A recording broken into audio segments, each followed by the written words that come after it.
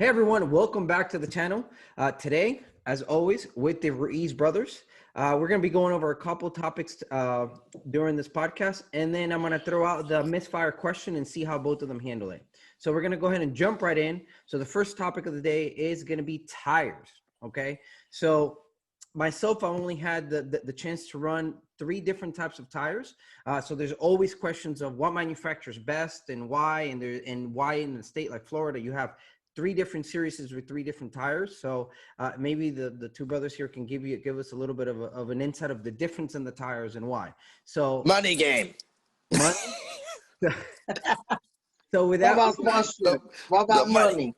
Money game. Yeah. So we have the Maxxis tires, we got the Vegas, and we got the MG tires. So myself, I ran the MGs is my favorite tire.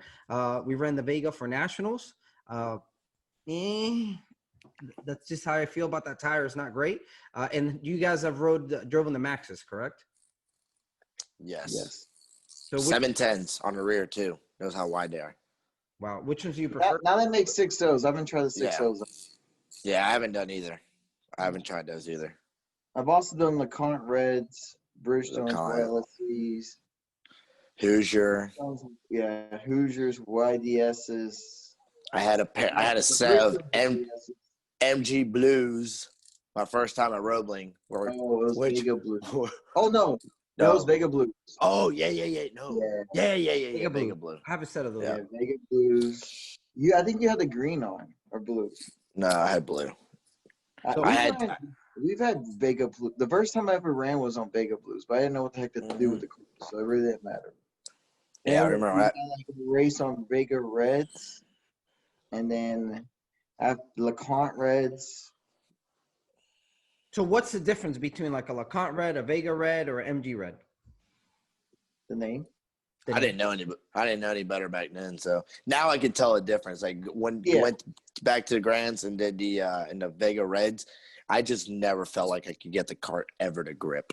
Or I never felt like they ever gripped. And if they did, it would take forever. Like cold day was just not them.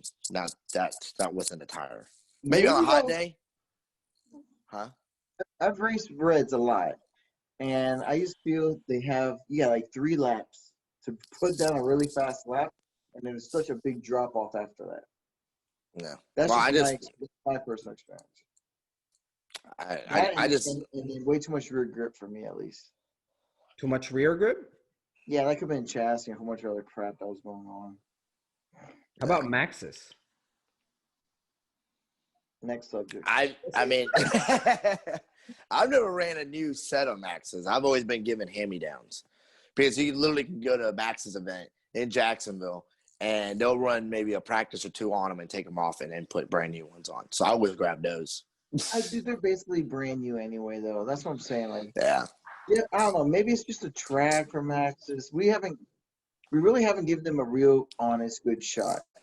Because they run tracks that we really don't run. So I can't be like, oh, yeah, they do this, do that. I know I took them out in Orlando, the Maxxis, when I was just testing. And back to MGs, it was a 4/10 difference. MGs were 4/10 faster than Maxxis. And the MGs were like an old set of MGs, too. So I'm pretty sure it was even quicker. And the Maxxis were basically 2 practices. Someone gave them to me, and I was like, oh, I guess I'll try these guys out. And they were the 6.0 Maxxis. So, I mean, if everybody's on the same tire compound, it's not great. Yeah. Well, I mean, Jacksonville 2 was a very hard. I mean, it still is a very rough surface. So it's hard on the tires. But I think if Maxxis did like Ocala or something like that, and stayed away from their whole normal schedule, that'd be nice. I mean, it's sad to say. Like I said, I live 15 minutes away from Jacksonville. It's the last track I go to. So it just, I mean, you're gonna go there. You could spend like, half a day, and you won't have any tires left. I mean, to me, it's not a technical track. You just hold it wide open. You lift in 1 turn. At the hairpin? That's it. No, after the big sweeping first big bank left-hander, you lift to the second left-hander, and that's how you hold it flat out. Wow. And everybody's like, just basically flat out the whole way. Miguel and I ran together 40.2s, 43s. So we run fast lap times together. It's just a big drafting track. It's like a big road. Yeah. Except for a lot close together. I mean, that was my first go-kart race ever. It was at Jackson. So I got thousands and thousands of laps on Jackson. Before you knew any better and started going everywhere else. Yeah, and then we found I didn't even run my own kart there. Yeah, exactly. We tested there. Then we found out Ocala, and I was like, whoa. Ooh. So And then I went to Orlando, and I was like, whoa. I'm just glad that Homestead doesn't run the LeConte tires anymore. Those LeConte tires. They're the worst tires. You know what's one of the worst tires? LeConte Reds. why is that? They don't last for crap. They don't like. I think it was like 2 races or 3 races on them that bare wires. Holy crap. Yeah, it was so bad. I was like, maximum grip. Yeah, grip? Yeah, You have no, I don't even know if they had good grip. Those are super softs. Yeah, they're by far the worst tire when it comes to last. Those are tires you put on for qualifying, not for racing, though. No. No. Pirelli should make a go-kart tire. Dude, they'll charge too much probably. I'm surprised they don't, though. As much as that's such a European tire, and it's so much more like you buy a Ferrari and it's got Pirelli on it. Like, and then karting is so huge over there too that they don't make one. Yeah. I think that would be pretty sweet. I mean, that's what Bridgestone's also pulling out of the market, right? I think I read an article, Bridgestone's leaving karting, so. Yeah. I have no clue about that. That's another door opening for somebody else. Goodyear. Yeah. Get some Goodyear on there, son. Hell yeah, man. Shit, Goodyear should make some fucking tires. Whitewall faces too. Yeah, the circle track guys will love that. I don't know. They're too much about their Hoosiers. Yeah, they're last night they're all Hoosiers. The Hoosiers are good road racing tires for me. So what do you run for road race? The Hoosier. Oh, now that's open, I just run whatever the hell I have on. I ran what did I run last time? Oh, I ran bigger Reds. Yeah. Talk about bigger Reds. I used my brand new. Yeah, I used the new ones that we brought back from Grants to take on the Roebling. They didn't make it. I mean, we went faster, but they didn't make it. Well, I was going to use my Hoosiers, but I didn't want to be the only dummy on 710s and everybody's on 6.0 just rolling away. The thing is, it didn't really matter. I don't think it mattered. It's all about the drafting gearing. Yeah. Yeah. Daytona this year was all about the drafting gearing and holding it wide open and praying. And no bumping. Of course. Yeah, we did not bump. Yeah, never. No bumping ever. You can't bump when you're locked up. What did I say the other day at the house that you said, man, that was a good topic? I forgot what it was. We're not using it. Keep going. Next one. That's for the next. That's for next one. I remember. I'm not going to say it. I'm just frustrated. I forgot what it was. I'll tell you later. Yeah, this is normal. I'll tell you later about it. You remember? Yeah, it has to be a whole separate podcast, though. Oh, okay. I remember it was good because you're like, man, it was a good one right now. I'm like, yeah, I said no, it's too good for this. Okay. Not for this episode, not for this podcast. We can't do it on this episode. We're already limited on time, so. Yeah, we are limited. All right. For now. What do you want to ask, Gabe? What else? Now, let me ask you guys a question. So when I got into karting, somebody actually just kind of pointed me towards a 206, and I didn't try any other class, right? So why did you guys pick 206? And why would you tell somebody to get in a 206? Cheap. I mean, that 206 could be the cheapest thing you do, or it could be one of the most expensive things you do. And why do you say that? All because on how much you actually want to. All right, so it depends. You want to run up front, you're going to spend money. You want to run around and have fun, you can put it in the back. And it's cheap. Where else are you going to find a motor you pay $600, take out of the box, and put oil and fuel and run? Well, I mean, like, it's 730. Okay. I mean, other than that, if you're going to go circle track, like the Predator, I just saw one at Harbor Freight for $124. But, yeah, it's probably one of the cheapest things. You can go out there with old tires and still make them work. Hey, everybody's done it. Yeah. Homestead, I did it in Orlando when I thought I was totally screwed when I saw everybody else buy new tires, and I ran my old MGs, and I did fine. So it depends on how much you want to. So does that how go much you back to want the to do. tire compound though, that you're running the MGs and there's no drop off, or does it? No.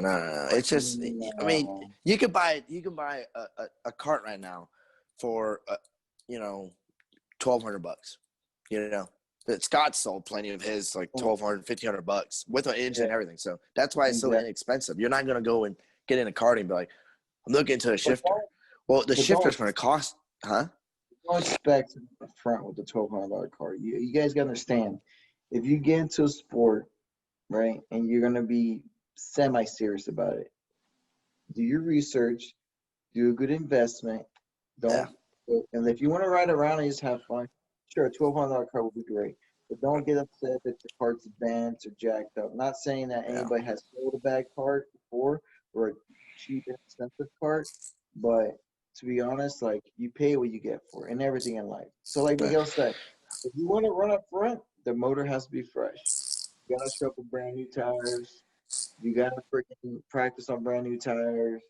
You gotta basically have a decent, freshish chassis. Yeah.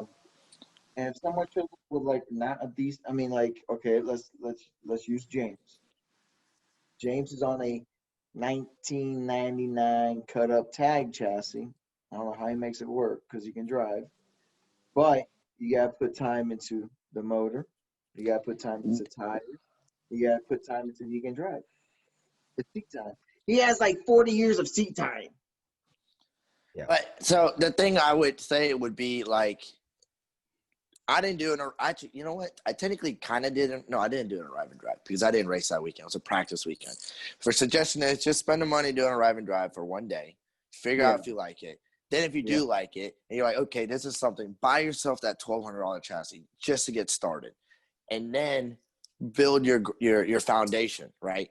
Get your gears, get your front sprockets. Yeah, that's called the hitting cost that you don't think about when you buy a car. No. That's the thing. Cart stand, tools. Cart stand. Like if you can get a good deal, you get a cart stand, all that stuff, and then you establish where you're at. You get your nuts, your bolts, your washers, everything you need, all this extra stuff, and then establish. And that's the initial cost. I don't completely agree with buying the $1,200 chassis because if you develop bad habits driving a bad chassis, it's hard to snap out of it.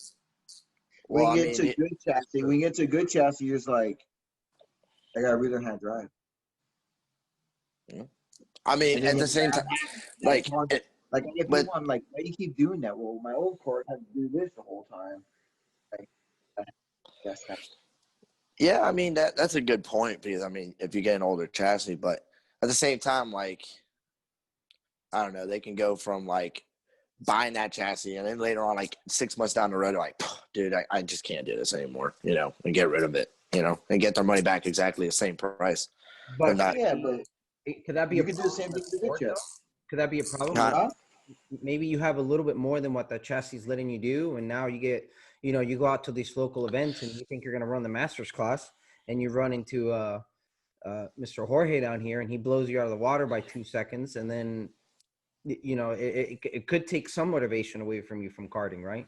So I mean, but at the same time, that goes from you're not going to pick up a one-on-one game with Michael Jordan and expect to win right off the rip. That's going to take the initial time. But I mean, like, yeah, if you do an arrive and drive, you like it, and you're like, this is my thing, then buy that new chassis. At least a good used one. Like Jorge just sold that one that had one race on it, and that's a good deal. So find one that has 1 or 2 races on it, and then go for it. Make that initial jump. But that's going to have to come from a person like, this is my thing. This is what I'm going to be into.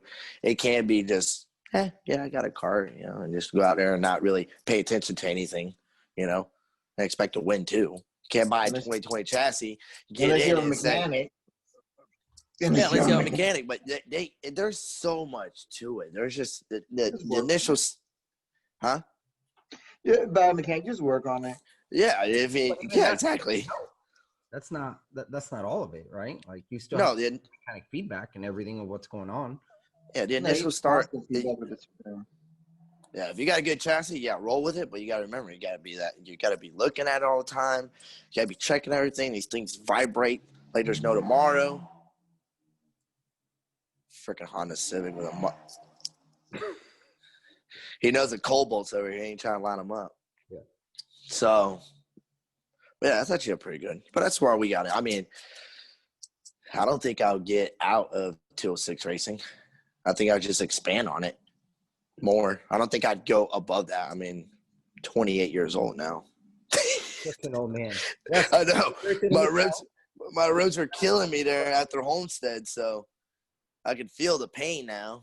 Yeah, I've dabbled in other other engines because I've raced the Rotax and I've tried out the shifter, but the 206, I can hop in my 206 and turn 1,000 laps and not worry about it. Right? I hop into the Rotax and tires, play a game, unless you're in those hard compound mojos, and then that's not any fun. And the shifter, you got to do rebuilds after so many hours and burn through tires like it's nothing. And then I tell everybody's like, oh, the 206 does not translate over to another class. Listen, all I do is race 206. I got into a Rotax, didn't know what the heck I was doing, and all I knew was to drive it like I drive my 206 and still pull the fastest lap of the race. Until I made the stupid mistake, I would have won the race. So it really translates over to everything. What'd you do? Did I do? What was your mistake? It's in one of my videos. You'll see it. I spun out into turn one. Oh, Callum. It happens. I went a little bit too hot. So that was in the Rotax? I think my gearing was off because I didn't have any bottom end. But top end, I'll be like, catching everybody up. I went to turn one. I turned, and I was like, oh, it didn't want to turn. So I used some brake, got the rear end come around. Next time I did a 360 and kept going. I don't like those Rotax. I did. Frank let me drive one of the rental ones, and you just can't just bam slap. No, you have to I like my 206. I beat it up like an 80s model Chevrolet. Go! Keep on running. You just step on it. What roll in the throttle? Yeah. What am I gonna do? Break the rear tires loose? There's no marking the throttle or anything. You just hammer down and go. Yeah, everybody pop. If it's anything, it's a quick flick, and they like that too. These things. Mine apparently didn't like it anymore. The first one. First two. The first two, yeah. But it is what it is. Mm-hmm. Now, what videos do you got coming out? We got coming out right now for the second channel for Jam Racing. Absolutely nothing. I don't know. I got to do some videos with the car, man. I'm trying to go out there to 26 also, so that'd be fun. Go out to what? So we got SSKC Part 1 that just launched. Okay. We got SSKC Part 2 coming out Saturday. We have 3 parts of Daytona WKA. Oh, yeah. And a one on the road course. Sprint track will be Junior the one driving. I'll be commentating, doing the voiceovers, but I followed along. He did really well.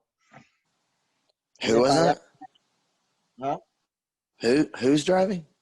Junior. Can you show us what you got at Daytona, Jorge? Huh? Can you show us what you got at Daytona?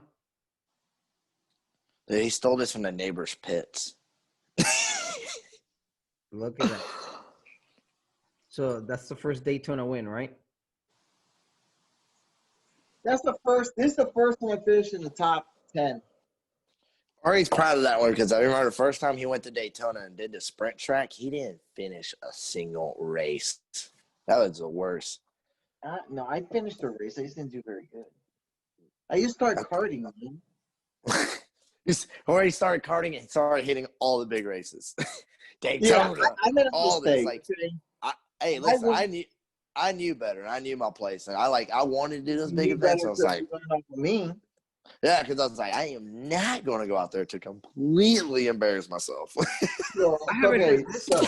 I haven't heard so I got the cart, right? I got the cart, and then I was like, yeah, this and that. And they were saying, well, they told cart week's coming up. I was like, I've only had it for like 2 months. I'll do it, whatever. I don't give a damn. So I show up in my Subaru, Harbor Freight trailer. I got my little. I don't know what the heck it's doing. I didn't think hitting the rev limiter was good. So my gearing was way off always. Until someone told me, hey man, you need some teeth and stuff like that. So my wheel fell off one day and a whole bunch of other stuff. So I was bad. So I was like, all right. So I did a couple local races. And next thing you know, the Grands came out.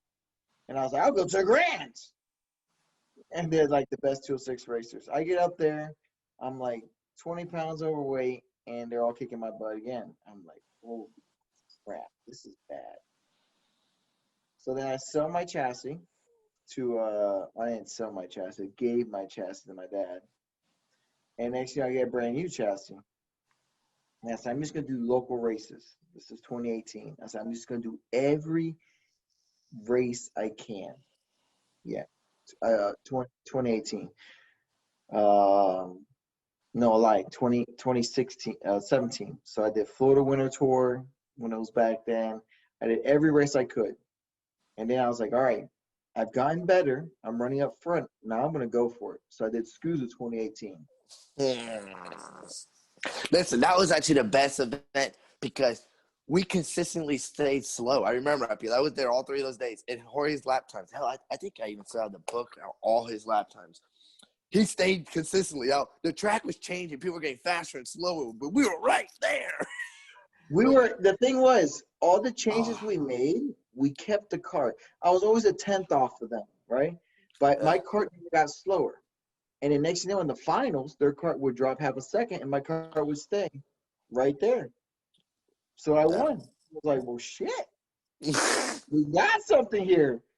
The next thing you know, the next race, I was like, okay, for the next day, we'll just keep up with the track. Don't worry about where we qualify, how we race. Let's worry about the finals. And then I went again. I'm like, holy crap, I won SCUSA. And I was like, man, I might be fast. And then I just started winning all these events, just knocking them all out, just winning. I mean, I don't know how many races I won that year. That was crazy. I did race like 46 times though. So that's your initial other thing is when you get in the karting. Damn, Moses racing as much as the dirt guys. They got like 100 or something. Anyway, that's the initial thing. When you get into karting, know people. So that way you're not like how Jorge said, it's like, well, I didn't know hitting the red limiter was a bad thing. Dude, or not hitting it. Yeah, I was so dumb. I didn't ask anybody questions. I was like, I don't know, nobody's gonna give me any other secrets. We're an open book. Mm-hmm.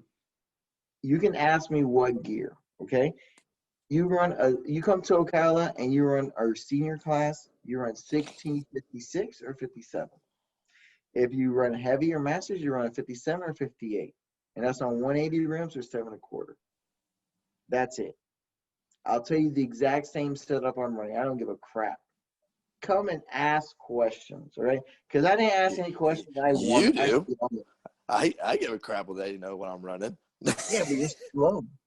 You got to deal with Colin and Dylan and Junior. You got to deal with a whole bunch of fast guys. A bunch of I got to deal with kids. I got to deal with. Yeah. Miguel's like the old man dealing with the kids. And you know what? It doesn't matter. Exactly that. You know the funny thing is, I gear myself one tooth more than Dan. If I'll tell him exactly what gear I'm on. I think he'll go and change it.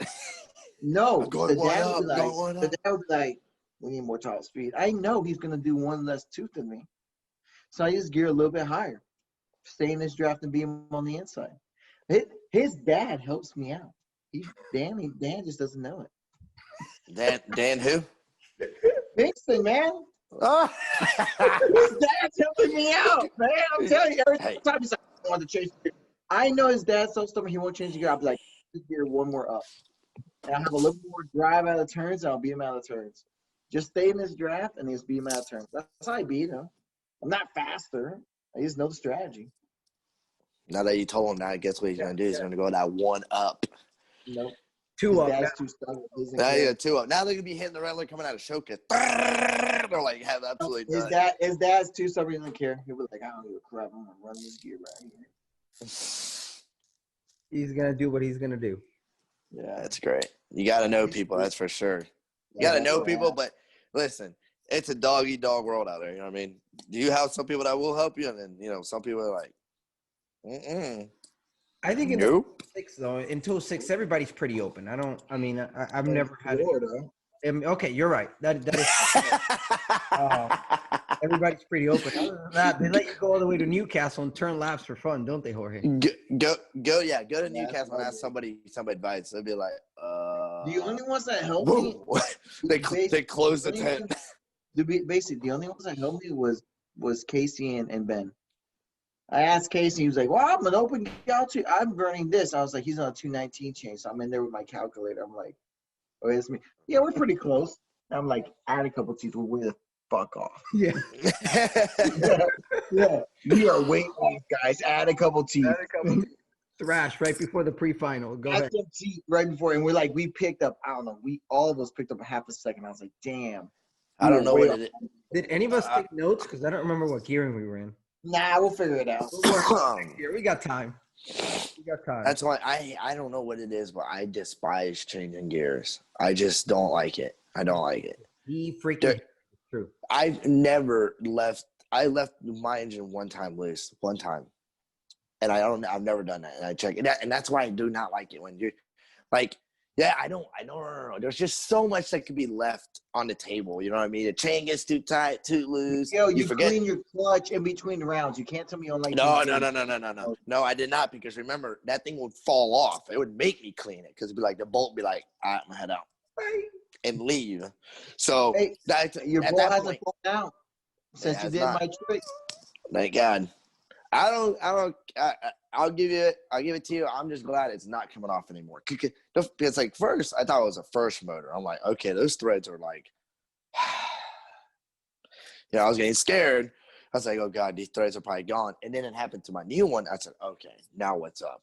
I've used 2 different grade of bolts too. I had a grade 10 and a grade 8. I even changed the grade on the bolts.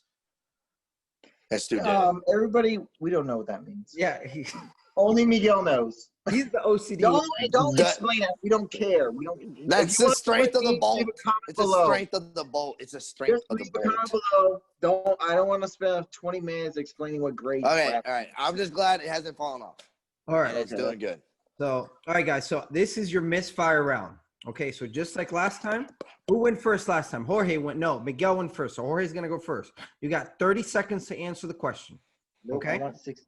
No, you get 30, and that's all that you get. Question 60 minutes over here. Good, though. Don't be like 10-10. No, it's pretty simple. Removing the weight aside, okay? You guys are in the same weight. Who is the faster Ruiz? Go. Me. Why? Why? Just because I am. I won't make a mistake Miguel will. I will say Miguel is 1 lap faster. If it was like straight up just qualifying 1 lap speed faster, Miguel is faster. If when it comes to racecraft, I'm better. And that's why I'll beat Miguel, because he'll make a mistake and I don't make mistakes. I take that back. I might make a mistake, but it's very rare if I make a mistake. So Miguel's a 1 lap faster, like outright 1 speed lap qualifying, he's faster. If he needs to go purple, he's faster. But when it comes down to racecraft, I'll win. All right, we get it. And Miguel, go. Well, of course, I'm better. I just need to get that first mistake out of the way. That's it. My mental mistake. Because I'm already thinking it's going to be messed up. First turn, first everything. Yeah, that's it. Okay, that's the only reason. But when I concentrate and I fast, like once I already know I kind of got a little bit like, Orlando, I blew by you. Wait, here's the weight. I was 30 pounds heavy. He said, "Take weight aside." And then of course, Jorge's gonna be like, "Oh, his motor. That motor's good." No, it's my. You know that motor's good. Dude, what happened? What happened? In Ocala, you had Chris behind you, and you made that mistake. You opened the door. I did because I don't race up front. That's one exactly. You opened the door. But I mean, it was slight mistakes. I did, but hey, in Holstead, I was a heck of a defensive driver there. Because there are some mistakes in the video. Don't worry, watch part 2 coming out soon. There are some mistakes, but man, you know what I mean? Like what? Like I that's said, that's the only difference. You make I'm some too nice. errors. I'm too nice. All right. And I'm Dale Earnhardt. Miguel's Martin, I'm Dale Earnhardt. No, I'm just nice. I'm not going to try to destroy a car. Martin. You know what I mean? I didn't mean to wreck you. It's meant to ride your cage. All right, everyone. Thank you for tuning in. Don't forget to hit the subscribe and the like button. To cut off for some reason. I'm gonna go ahead and I'm gonna link their channel at the bottom with the latest video.